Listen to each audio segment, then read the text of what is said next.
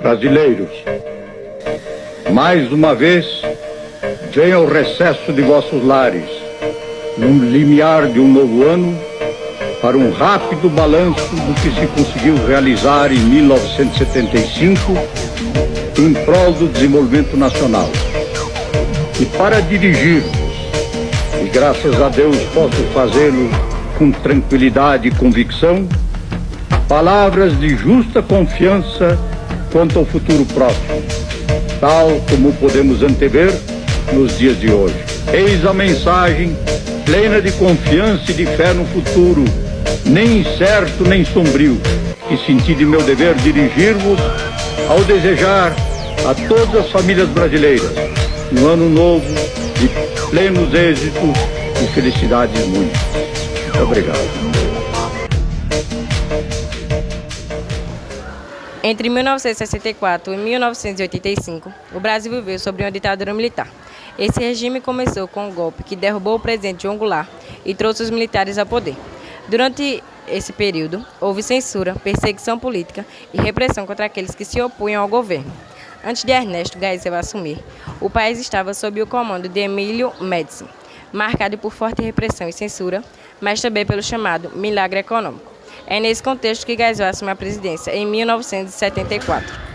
Ernesto Geisel tomou posse em 1974 com a promessa de promover uma abertura política controlada, que ficou conhecida como distensão lenta, gradual e segura. Essa ideia buscava reduzir aos poucos o autoritarismo da ditadura, mas sem permitir que o regime perdesse o controle. Apesar do discurso de mudança, o governo ainda mantinha rígido o poder sobre a política e a sociedade. Geisel assumiu que, em meio à expectativa de modernização de uma possível transição, mas o caminho não seria simples.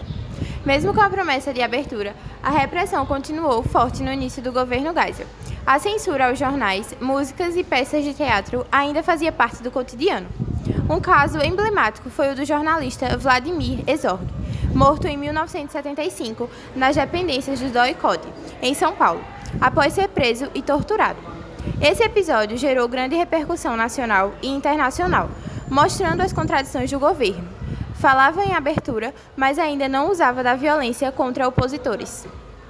No campo econômico, Geisel assumiu um momento difícil, o chamado milagre econômico. Havia perdido força e a crise do petróleo de 1973 afetava diretamente o Brasil, que dependia da importação da energia para enfrentar a situação. O governo investiu em grandes projetos como hidrelétricas, usinas nucleares e a expansão da indústria pesada. Apesar dessas iniciativas, o país começou a acumular dívidas externas que trariam consequências graves nos anos seguintes.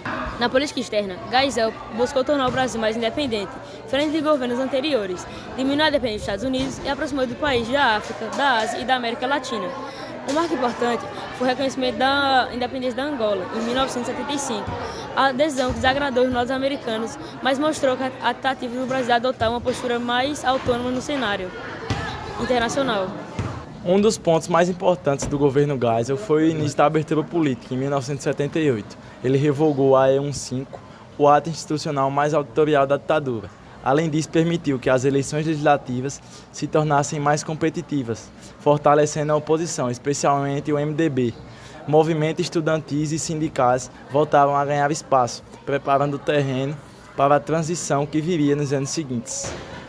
O governo de Ernesto Geisel ficou marcado por uma contradição. Ele continuou com a repressão e a censura, mas também começou o processo de abertura que acabaria com a ditadura militar. Sua ideia de uma mudança lenta, gradual e segura abriu espaço para o governo de João Figueiredo e depois para a campanha das direitas. Já a volta da democracia do Brasil. Por isso, Geisel pode ser visto como um presidente que manteve a ditadura, mas também iniciou o caminho para o seu fim.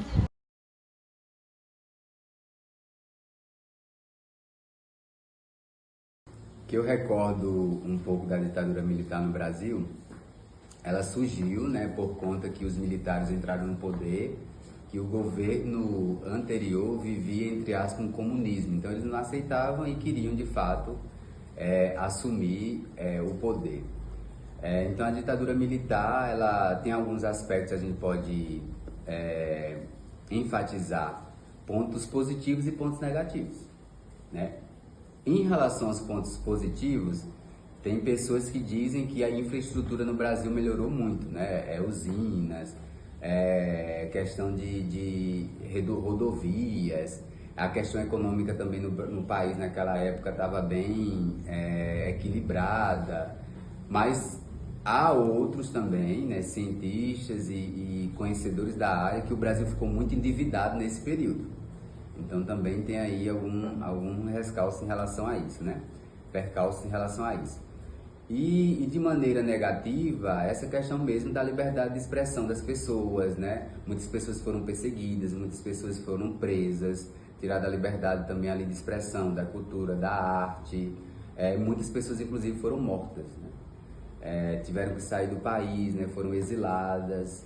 Então tem esses pontos negativos. E depois veio aí, o povo estava cansado de viver dessa forma, sobretudo o povo brasileiro, né, que gosta de se expressar, que é crítico. Vieram aí, se não me engano, as diretas já, que acabou depois ali com a ditadura e voltou aí a democracia. Então, creio que esse tema é muito importante porque ninguém gosta de viver sem liberdade de expressão. E parabéns para vocês, foi lindo. Sim, eu ouvi falar muito, mas eu vivi aquela época. Foi uma época muito dura, muita repressão à liberdade, né? Muita perseguição, tortura, né? Agora, eu era um jovem irmão marista e para mim, eu enfrentei aquele período de ditadura, um período que a gente pode dizer negro, né?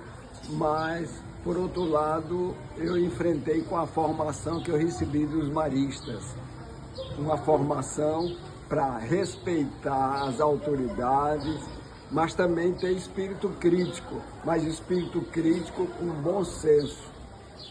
Foi isso que eu, pessoalmente, vivi, né? É um regime de exceção, regime militar, de modo que a gente não pode agir como se fosse um regime democrático, de muita liberdade, né? Mas, por exemplo, do ponto de vista econômico foi muito bom, né? Até do ponto de vista esportivo, o Brasil estava no auge, né? O Brasil ganhou a Copa do Mundo na época da ditadura. Então, para mim, é verdade que foi um período que eu posso dizer que foi um período sombrio, mas ao mesmo tempo foi um período que eu vivi, como religioso, eu vivi a minha vida tranquila. Confesso que não me afetou em nada a minha vida religiosa. Eu consegui viver como irmão marista, como religioso, sem problema nenhum, mesmo num regime de exceção. Bom, a ditadura como regime vivido pelo Brasil em 64, ali por volta de até 65, ela não existe mais. E que bom que não existe, né? Porque foi um período muito difícil para o Brasil, de silenciamento da sua cultura, da sua música, do período também de democracia, né? E tudo mais. Mas o mais importante disso, e que por vezes é mais doloroso para a gente agora, na atualidade, é perceber que resquícios dessa ditadura, ou dessa ideologia, ou desse formato, ainda existem na nossa sociedade democrática, né? O silenciamento, o autoritarismo, as desigualdades sociais, tudo isso ainda são resquícios de um movimento ditatorial que nós vivenciamos lá em 65, ali nesse período. Então há sim ainda hoje grupos que são silenciados, né? Há ainda hoje violências contra a periferia, contra aqueles que estão na periferia, contra os negros, contra os indígenas, né? E contra todos aqueles que de fato estão à margem da sociedade. Isso são resquícios também daquilo que nós vivenciamos. Mas, graças a Deus, isso não existe mais hoje, né? Uma coisa importante como aluno e como colégio, que nós precisamos ter clareza, é que nós precisamos valorizar nosso sistema democrático, que é do povo e para o povo. e que, acima de tudo, nós precisamos cuidar da sociedade para o bem de todos, como diz Aristóteles, né? Nós precisamos olhar para o nosso ambiente, para a nossa casa comum, como diz o Papa Francisco, como uma forma também de cuidado e de amor conosco mesmo. Então, quando a gente pensa no outro, a gente pensa em nós. Então, o equilíbrio das nossas ações está no outro, e o equilíbrio das ações do outro está em nós, né? Tem um filósofo chamado Bourdieu que também diz isso, né? O eu, tu, o relacionamento, ele faz parte de um movimento também de cuidado com o outro, e isso precisa existir. Então, essas culturas que chegaram até nós depois da ditadura, elas não podem existir mais, porque nós precisamos olhar para a sociedade e para as pessoas de maneira mais consistente e olhando o bem e o bom. Obrigado.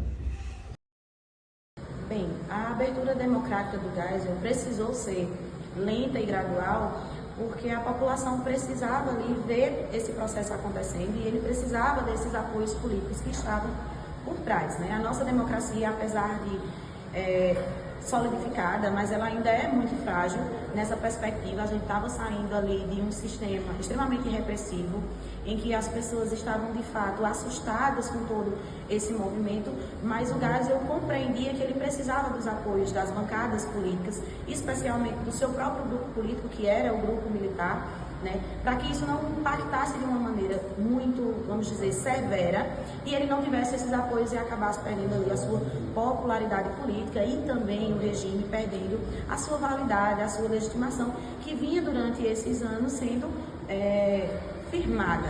Então o Geisel entende que fazer isso de uma maneira mais paulatina, entendendo que atendendo aos interesses da população, atendendo às questões econômicas, afinal de contas, o período em que ele é governo, né, está à frente do governo, ele pega uma crise econômica muito forte no país, e aí para tentar sanar essas tensões dos grupos civis e dos grupos militares, ele precisou fazer isso de uma forma mais, vamos dizer, transitória, pacífica, negociada, na expectativa de que esse regime totalitário, principalmente o grupo militar, não saísse tão fragilizado ou mal visto, mal interpretado dessa conjuntura política, apesar de todas as atrocidades, desumanidades que causaram durante esses 21 anos da ditadura.